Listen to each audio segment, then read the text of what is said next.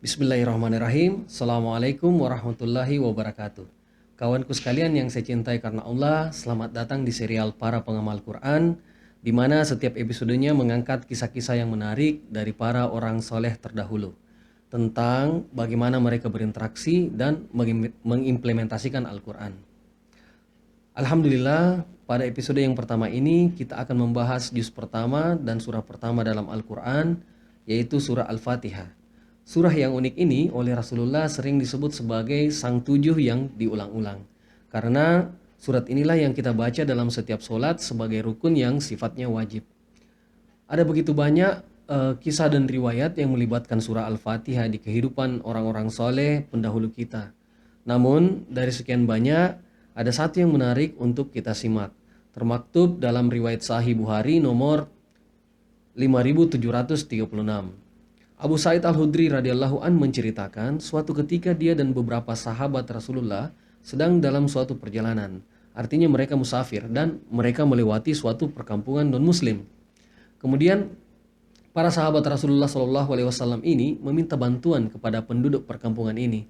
Namun alih-alih mendapatkan pertolongan, mereka mendapatkan perlakuan yang kasar dari suku non-muslim ini. Dan mereka pun disuruh menjauh dari perkampungan mereka. Abu Said melanjutkan ceritanya bahwa akhirnya mereka memutuskan untuk berkemah di luar perkampungan itu dan melanjutkan perjalanan keesokan harinya. Namun, tiba-tiba beberapa penduduk datang kepada mereka dan mengabarkan kalau pemimpin suku mereka digigit oleh ular berbisa. Utusan suku ini kemudian bertanya, "Hal ma'akum min dawai auraki?" Apakah di antara rombongan ini ada tabib atau ada yang membawa obat yang dapat menyembuhkan luka gigitan ular itu? Abu Sa'id pun memberikan respon penolakan kepada utusan suku itu dengan mengatakan, "Innakum lam takruna." Maknanya, "Hey, come on. Sebelumnya kalian menolak untuk menolong kami. Wala naf'alu hatta taj'alu lana ju'lan." Artinya, kami tak akan menolong kalian kecuali kalian membayar kami. Maknanya, seandainya kalian menolong kami dan menerima kami sebelumnya, tentunya kami akan menolong kalian secara sukarela. Singkat cerita, utusan ini pun menerima syarat dari Abu Sa'id dan mengatakan, "Jikalau kalian menolong kami, imbalannya adalah beberapa ekor lembu." Abu Sa'id menceritakan bahwa akhirnya di kalangan sahabat ada yang menemui kepala suku tersebut. Faja'ala yaqra'u bi ummil Qur'ani wa yajma'u busakahu wa yasfil. Abu Sa'id menyatakan sahabat ini membacakan Ummul Quran atau ibu dari Quran, yaitu surah Al-Fatihah secara berulang-ulang dan secara isyarat meludahi dan mengusap-usap luka gigitan ular itu. Sahabat ini terus melakukan hal itu sampai kepala suku ini akhirnya merasa baikan dan akhirnya pulih total. Subhanallah. Dalam konteks ini, riwayat ini, kepala suku yang dimaksud adalah seorang non-muslim. Sehingga riwayat hadis ini menjadi dasar bahwa tidak apa-apa mendoakan kesehatan dan kebaikan orang non-muslim, memberinya pengobatan, membuat mereka merasa nyaman, dan memperlakukan mereka secara baik. Hal itu ditarik dari hadis ini. Setelah kepala suku tersebut sembuh dan rombongan Abu Sa'id radhiyallahu an akan diberikan beberapa ekor domba, para sahabat kemudian berujar, "Tunggu dulu, apakah ini halal untuk kami?" Mereka berkata, "La nakhusu hatta nas'alan Nabiya sallallahu alaihi wasallam."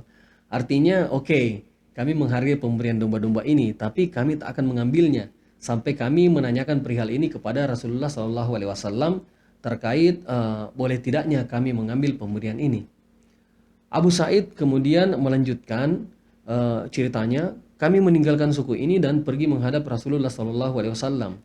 Sesampainya kami kepada Rasulullah, kami pun bertanya terkait perihal kisah ini. Fas'aluhu fadahika." Rasulullah Shallallahu Alaihi Wasallam kemudian tertawa sambil berujar, "Wakal ma'adraka annaha ruqyah." Bagaimana kalian mengetahui bahwasanya surah Al-Fatihah dapat digunakan untuk menyembuhkan? Maknanya, bagaimana kalian mengetahui bahwa surah Al-Fatihah dapat digunakan sebagai obat fisik? Padahal saya tidak pernah memberitahukan sebelumnya. Bagaimana kalian mengetahui bagaimana cara menggunakan Al-Fatihah untuk menyembuhkan kepala suku tersebut? Kemudian sambil tertawa dan tersenyum, Rasulullah Shallallahu Alaihi Wasallam berkata, "Husuha wadribuli bisahmi." Artinya, pergilah dan ambil kembali domba-domba itu dan jangan lupa berikan bagian saya. Jadi Rasulullah Shallallahu Alaihi Wasallam bahkan memberikan izin untuk mengambil domba-domba itu.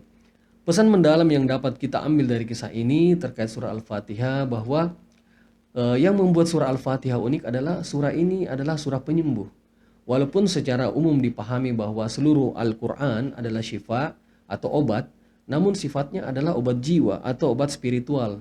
Surah Al-Fatihah adalah sebagian kecil dari beberapa ayat yang ada dalam Al-Quran yang dapat menyembuhkan sakit fisik. Kita dapat membacakannya kepada diri kita sendiri, kepada keluarga kita, maupun kepada orang lain. Mari kita sama-sama bermohon semoga Allah Subhanahu wa taala memberikan kesembuhan melalui surah Al-Fatihah.